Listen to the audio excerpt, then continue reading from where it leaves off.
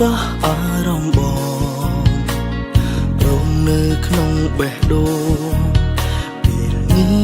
មានអូនហើយមនុស្សអតីតអូនវិញទេជាមនុស្សចុងក្រោយ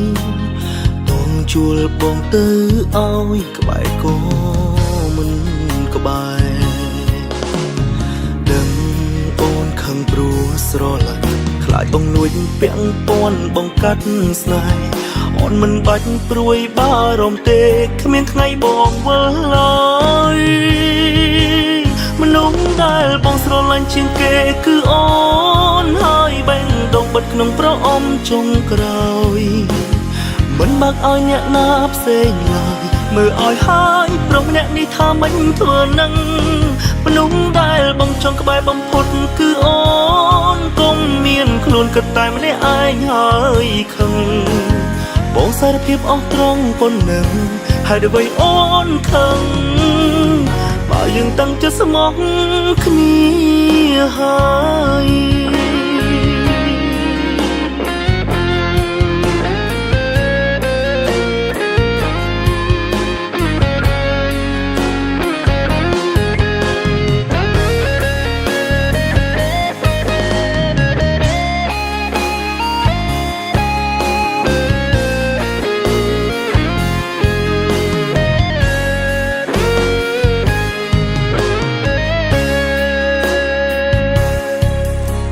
ប្រាប់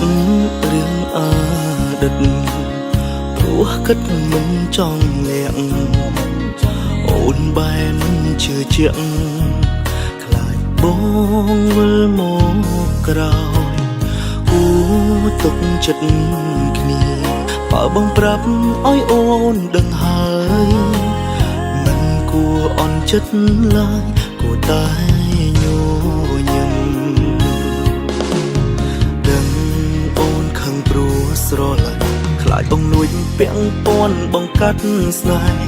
អូនមិនបាច់ព្រួយបារម្ភទេគ្មានថ្ងៃបងវិលឡើយមនុស្សដែលបងស្រឡាញ់ជាងគេគឺអូនហើយបេះដូងបិទក្នុងប្រអប់ចុងក្រោយមិនបាក់ឲ្យអ្នកណាផ្សេងឡើយមើលឲ្យហើយប្រុសម្នាក់នេះថាមិនធ្វើនឹងមនុស្សដែលបងចង់ក្បែរបំផុតគឺអូនកុំមានខ្លួនគិតតែម្នាក់ឯងហើយខឹងបងសារភាពអស់ត្រង់ប៉ុណ្ណឹងហើយអ្វីអូនខឹង